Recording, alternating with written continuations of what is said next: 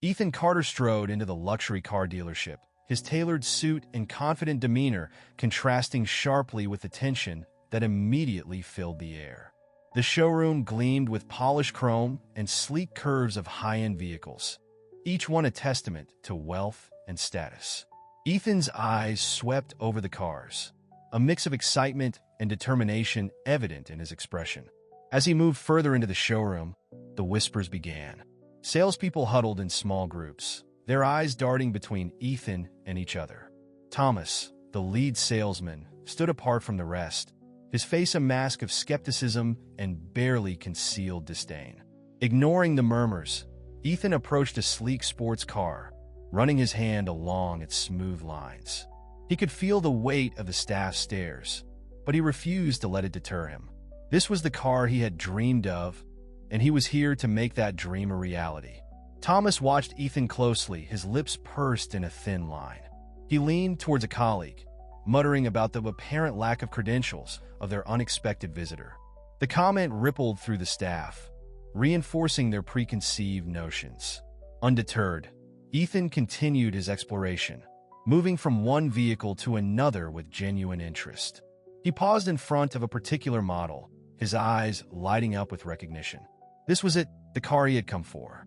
Thomas's expression shifted as he noticed Ethan's focused attention on one of their most expensive models. Curiosity mingled with his skepticism as he watched the potential customer examine the vehicle with a knowing eye. Ethan turned to Thomas, his voice steady and professional. "I'd like a demonstration of this model, please." Thomas hesitated, caught off guard by the direct request. He glanced at his colleagues, who looked equally uncertain. After a moment of awkward silence, Thomas stepped forward, his movements reluctant. "Of course," he said, his tone carefully neutral. "Let me just get the keys." As Thomas moved to retrieve the keys, Ethan stood tall, fully aware of the unspoken judgments surrounding him. He was no stranger to such treatment, but today he was determined to challenge those expectations. The demonstration would be the first step in a journey that would change not just his life, but the lives of everyone in this dealership. After the demonstration, Ethan and Thomas returned to the showroom. Ethan's interest in the car had only grown, and he was ready to move forward with the purchase. "I'd like to discuss pricing," Ethan stated firmly. "I'm prepared to pay in full today." Thomas's eyebrows raised slightly, a flicker of disbelief crossing his face. "Certainly," he replied, his tone cautious. "Let's step into my office to discuss the details." As they settled into the sleek, modern office, the atmosphere grew tense. Thomas began explaining the car's features and pricing, his words careful and measured. Ethan listened attentively, occasionally asking pointed questions that demonstrated his knowledge of the industry and finances. When Ethan mentioned his intention to pay cash, Thomas's demeanor shifted noticeably. He leaned back in his chair, eyes narrowing. "That's quite a substantial amount to pay in cash, Mr. Carter. May I ask about the source of these funds?" Ethan's jaw tightened, but he maintained his composure. "I'm the CEO of a successful tech company. The funds are from my personal accounts." Thomas nodded slowly, but his skepticism was palpable. Under the guise of processing the paperwork, he excused himself from the office. Once outside, he discreetly approached a colleague. "Call the police," he whispered urgently. "I think we might have a fraudulent transaction on our hands." Meanwhile, Ethan sat in the office, acutely aware of the prolonged absence and the hushed conversations outside. He had faced such situations before and recognized the signs of prejudice at work. Taking a deep breath, he steeled himself for what was to come. As minutes ticked by, the tension in the dealership grew. Staff members cast furtive glances towards the office, their whispers growing more animated. Thomas returned, his face a mask of false politeness. "Mr. Carter, there seems to be a slight delay with our system. It shouldn't be much longer." Ethan nodded, his expression neutral. "I understand. I'm in no rush." Outside, the sound of approaching sirens cut through the air. Ethan closed his eyes briefly, a mix of frustration and determination washing over him. He had come here to buy a car, to fulfill a lifelong dream. Instead, he found himself facing yet another battle against prejudice and discrimination.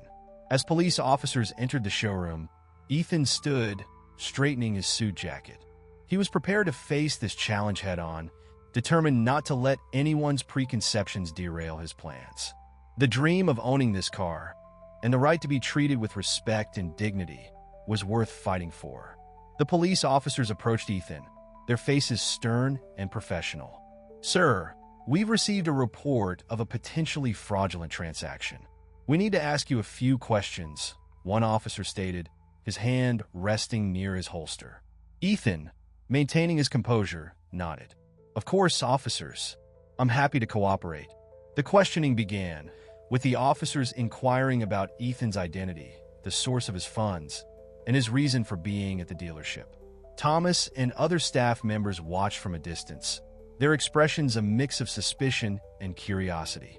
"Can you explain where you obtained the funds for this purchase?" an officer asked, his tone skeptical. Ethan took a deep breath. "I'm the CEO and founder of Technova Solutions, a Fortune 500 technology company. The funds are from my personal accounts, earned through my work and investments." A hush fell over the dealership. The officers exchanged glances, their demeanor shifting noticeably. Thomas's face paled as the realization dawned on him. One of the officers pulled out his phone, quickly verifying Ethan's claim. His eyes widened as he scrolled through the search results. "Mr. Carter, I apologize for the inconvenience. It appears there's been a misunderstanding." Ethan nodded, his expression a mixture of relief and lingering frustration. "I understand. Unfortunately, this isn't the first time I've faced such assumptions." Seizing the moment, Ethan decided to address the room. "I'd like to share something with all of you," he began, his voice steady and clear. "I started my company from nothing, working countless hours and overcoming numerous obstacles. Many of those obstacles weren't related to business, but to preconceptions about who I am based on my appearance." The dealership staff listened, some looking embarrassed, others intrigued. Ethan continued, "I've faced situations like this throughout my career.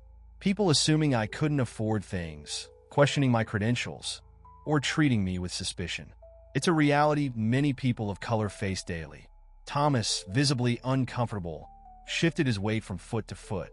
The young saleswoman, Sarah, listened intently, her expression thoughtful. "I came here today to fulfill a dream, to buy a car I've worked hard for," Ethan concluded. "Instead, I found myself having to prove my worth once again." This experience highlights why conversations about diversity and inclusion are so crucial in every industry. As Ethan finished speaking, a palpable sense of reflection settled over the room. The police officers apologized once more before leaving, and the dealership staff exchanged uneasy glances. This moment of tension and revelation had created an opportunity, a chance to challenge ingrained biases and foster change. Ethan, despite the ordeal, saw the potential for something positive to emerge from this encounter. In the wake of the tense confrontation, Ethan sensed an opportunity for meaningful change. He turned to address the dealership staff, his voice calm but firm. "I'd like to propose something," he began. "Instead of letting this incident divide us, why don't we use it as a catalyst for positive change? I'm willing to partner with your dealership to implement diversity and inclusion practices." The staff exchanged surprised glances. Thomas, still visibly uncomfortable, stepped forward. "Mr. Carter, I appreciate your offer, but I'm not sure that's necessary. We treat all our customers equally." Ethan nodded, acknowledging Thomas's statement. "I understand that's your intention. However, intentions and impact can often differ. Let me share a personal story that might illuminate why this is so important." He paused, gathering his thoughts before continuing. "A few years ago, I was driving my first luxury car, a car I had worked incredibly hard to afford. I was pulled over by the police for no apparent reason. The officer approached my car, hand on his weapon, and immediately demanded to know whose car I was driving. The assumption that I couldn't possibly own such a vehicle was clear. The room fell silent as Ethan's words sank in. Sarah, the young saleswoman, leaned forward, her expression a mix of shock and empathy. "That experience stayed with me," Ethan continued. "It wasn't just about that moment. It was about the countless microaggressions and assumptions I've faced throughout my life.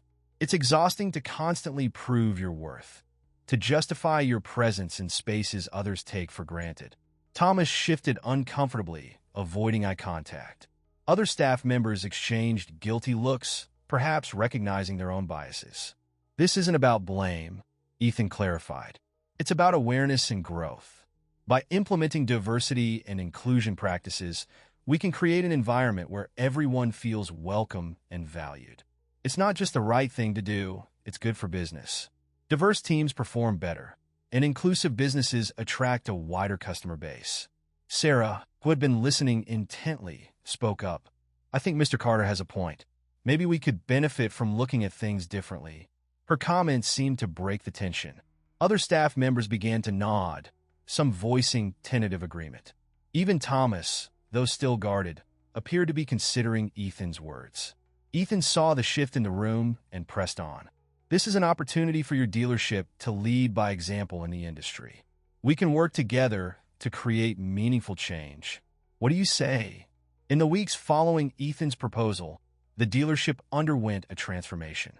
Ethan initiated a series of workshops focused on diversity and inclusion, drawing on his experiences as a successful CEO and as a Black man navigating predominantly white spaces. The first workshop took place in the dealership's conference room. Ethan stood at the front, facing a mix of curious and hesitant faces. Today, he began, we're going to have an open, honest conversation about our experiences and biases. As the session progressed, employees began to share their own stories. A Hispanic salesman recounted times he'd been mistaken for janitorial staff. An older woman spoke about being passed over for promotions in favor of younger male colleagues. These personal anecdotes began to chip away at the walls of indifference and discomfort. Thomas, initially resistant, found himself engaged despite his reservations. During a group exercise, he reluctantly shared a story about his own grandfather, an immigrant who faced discrimination. This moment of vulnerability marked a turning point for Thomas, as he began to draw parallels between his family's experiences and those of others. Sarah emerged as an enthusiastic participant, often leading discussions and encouraging her colleagues to dig deeper. She approached Ethan after one session, her eyes bright with newfound understanding. I never realized how much I didn't know, she admitted. This is changing how I see everything. As the workshops continued, tangible changes began to take shape within the dealership. New hiring practices were implemented to attract a more diverse workforce. Customer service training now included modules on cultural sensitivity. The showroom itself was redesigned to be more welcoming to a diverse clientele. Ethan observed these changes with satisfaction, but he knew that true transformation went beyond surface-level adjustments. He encouraged ongoing dialogues, challenging the staff to confront their own biases and assumptions. One afternoon, Thomas approached Ethan after a particularly intense session. I want to apologize, he said, his voice low. I've been thinking a lot about how I treated you that first day. It wasn't right. Ethan nodded, appreciating Thomas's honesty. Recognition is the first step towards change, he replied. What matters now is how we move forward. As the weeks turned into months, the atmosphere in the dealership shifted noticeably. Employees interacted more openly with each other and with customers from all backgrounds. Sales began to increase as word spread about the dealership's inclusive approach. Sarah, now working closely with Ethan on various initiatives, summed it up best during a team meeting. We're not just selling cars anymore, she said. We're building a community where everyone feels valued. Ethan looked around the room, seeing the nodding heads and determined expressions. The journey was far from over, but real progress was being made. One conversation, one workshop, one change mind at a time. 6 months after Ethan's initial visit, the dealership had undergone a remarkable transformation. The once tense and exclusionary atmosphere had given way to a vibrant, welcoming environment. Employees from diverse backgrounds now populated the sales floor, service department, and management offices. The changes were not just cosmetic. Sales figures had increased by 30% compared to the previous year, with a noticeable uptick in customers from minority communities. The dealership's reputation had grown, attracting attention from industry publications and local media for its innovative approach to inclusivity. During a staff meeting, Sarah presented the latest customer satisfaction scores, which had reached an all-time high. "Our clients are noticing the difference," she reported, her voice filled with pride. "They're telling us they feel respected and valued here, regardless of their background." Ethan, who had become a regular presence at the dealership, nodded in approval. "This is what happens when we create an environment where everyone feels welcome," he added. Despite the overall positive changes, challenges remained. Thomas, while making progress, still struggled with some deeply ingrained biases. During a one-on-one mentoring session with Ethan, he confessed, "Sometimes I catch myself making assumptions about customers based on their appearance. I'm trying to change, but it's hard." Ethan appreciated Thomas's honesty. "Change is a process, not an event," he reassured him. "The important thing is that you're aware and working on it." As the meeting concluded, the dealership's owner approached Ethan with exciting news. "We've been invited to speak at the National Auto Dealers Association convention," he announced. "They want us to share our diversity and inclusion initiatives with other dealerships across the country." This invitation marked a significant milestone in their journey. It was an opportunity to expand their impact beyond the walls of their dealership and potentially influence the entire industry. However, as they began preparing for the convention, a new challenge emerged. Some employees, including Thomas, expressed concern about publicly discussing their past mistakes and biases. They worried about potential backlash or damage to their personal reputations. Ethan recognized the delicacy of the situation. He called a meeting to address these concerns, emphasizing the importance of transparency and authenticity in their presentation. "Our story is powerful because it's real," he explained. "By sharing our challenges and growth, we can inspire genuine change in others." As they worked on their presentation, the team grappled with how to balance honesty about their past failings with showcasing their current success. This process itself became a valuable exercise in self-reflection and accountability. The journey towards true inclusion was ongoing, with new challenges arising alongside their successes. But as Ethan looked around at the transformed dealership and the committed faces of the staff, he felt a sense of pride and hope. They were not just selling cars. They were driving change in an industry long overdue for transformation. The day of the innovation event arrived, bringing with it a palpable sense of anticipation. The dealership had been transformed into a sleek conference space, with banners highlighting their journey towards inclusivity. Ethan, dressed in a sharp suit, stood backstage, reviewing his notes one last time. As he waited to be introduced, Ethan reflected on the journey that had brought him here. What had started as a simple desire to buy a car had evolved into a mission to change an entire industry's culture. The weight of this responsibility settled on his shoulders, but it was a weight he was prepared to bear. The MC's voice boomed through the speakers. "Ladies and gentlemen, please welcome our keynote speaker, Ethan Carter." Stepping onto the stage, Ethan was met with enthusiastic applause from a diverse audience of industry professionals, community leaders, and media representatives. He began his speech by recounting the incident that had sparked this transformation. "6 months ago, I walked into this dealership to buy a car," he started. "Instead, I found an opportunity to challenge long-held biases and create meaningful change."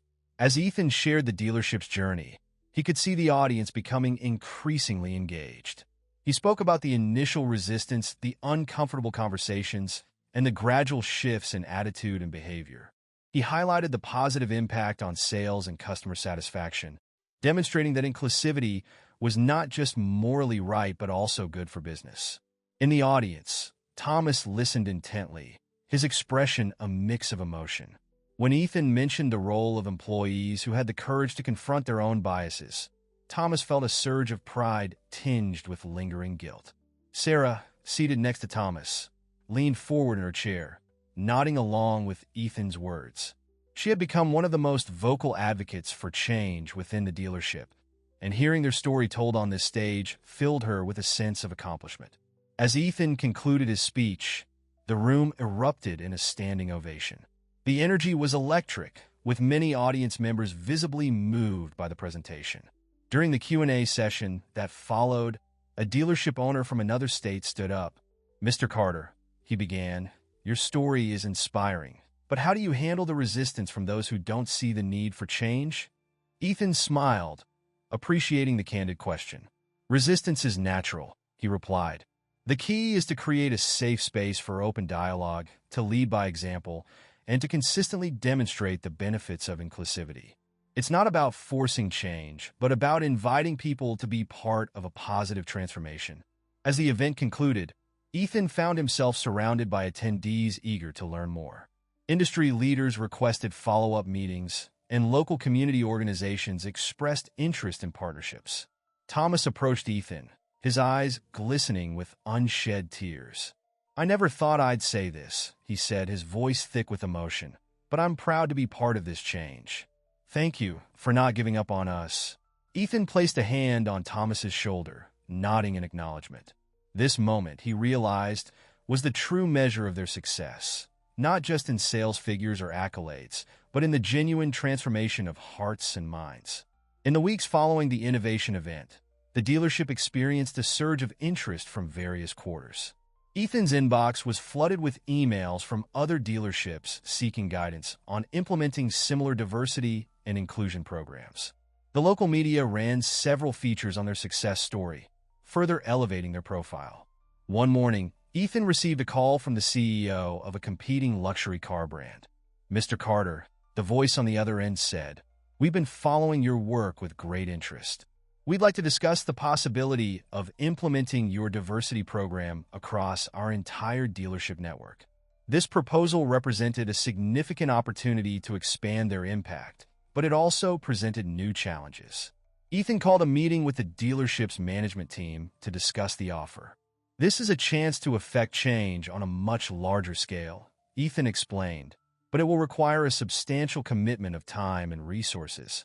Sarah, who had become an integral part of the leadership team, raised a concern. "If we expand too quickly, we risk diluting the personal touch that made our program successful here. How do we maintain authenticity on a larger scale?" Thomas, now fully on board with the initiative, added, "We also need to consider how this might affect our own dealership. We can't neglect the progress we're making here while trying to help others." As they debated the pros and cons, a new challenge emerged. A small but vocal group of employees expressed concern about the dealership's evolving focus. "We're here to sell cars, not change the world," one veteran salesman grumbled during a staff meeting. Ethan recognized the need to address these concerns head-on. He organized a town hall meeting where employees could voice their thoughts openly. During the session, he emphasized that their commitment to inclusivity and their core business were not mutually exclusive. "Our dedication to diversity hasn't just made us a better workplace," Ethan explained. "It's made us a more successful business. We're not just changing the world. We're adapting to it and thriving because of it." Meanwhile, Thomas approached Ethan with an idea. "What if we created a mentorship program?" he suggested. "We could pair our employees with staff from other dealerships looking to implement similar changes. It would allow us to share our experiences more directly." Ethan nodded, impressed by Thomas's initiative. "That's an excellent idea. It would also give our team a chance to reinforce their own learning by teaching others." As they worked on developing this new mentorship program, Sarah focused on creating a scalable training curriculum that could be adapted for different dealership sizes and demographics. The expansion plans were taking shape, but Ethan knew that maintaining the integrity of their message while reaching a broader audience would be an ongoing challenge. He was determined to strike the right balance between growth and authenticity, ensuring that their commitment to genuine change remained at the core of everything they did. As Ethan looked out over the showroom floor, now bustling with a diverse mix of employees and customers, he felt a sense of pride mixed with anticipation. They had come a long way, but the journey was far from over. The road ahead promised new challenges, but also the potential for even greater impact. As the dealership's innovative approach to diversity and inclusion gained national attention, it also attracted increased scrutiny. A prominent investigative journalist began digging into the dealership's past, uncovering a history of discriminatory practices that predated Ethan's involvement.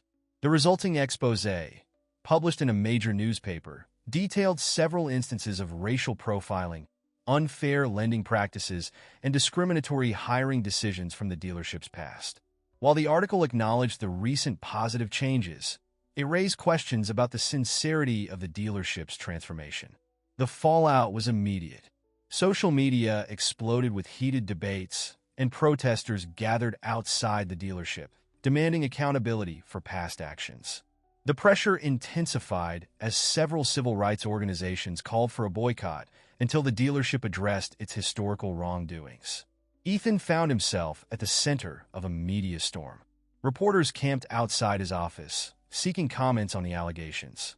He knew that their response to this crisis would be crucial in maintaining the credibility of their diversity initiative. In an emergency meeting with the management team, Ethan addressed the issue head-on. "We can't ignore our past," he said firmly. "We need to acknowledge these historical wrongs and show how we're actively working to rectify them." Thomas, visibly shaken by the revelations, spoke up. "Some of those incidents, I was involved in them. I didn't see it as discrimination then, but now." His voice trailed off, heavy with regret. The room fell silent as the weight of Thomas's admission sank in. Sarah, her face a mix of shock and determination, broke the silence. "We need to be transparent about this. Our whole initiative is based on honesty and growth. We can't hide from our mistakes." As they strategized their response, the tension in the dealership grew palpable. Some employees, fearing for their jobs and reputations, began distancing themselves from the diversity program they had once enthusiastically supported. Ethan organized a press conference to address the allegations directly. Standing before a sea of cameras and microphones, he took a deep breath before speaking. "We acknowledge the truth in these reports," he began, his voice steady. "This dealership, like many institutions, has a history marred by discrimination. We cannot change that past, but we can learn from it and work tirelessly to create a better future."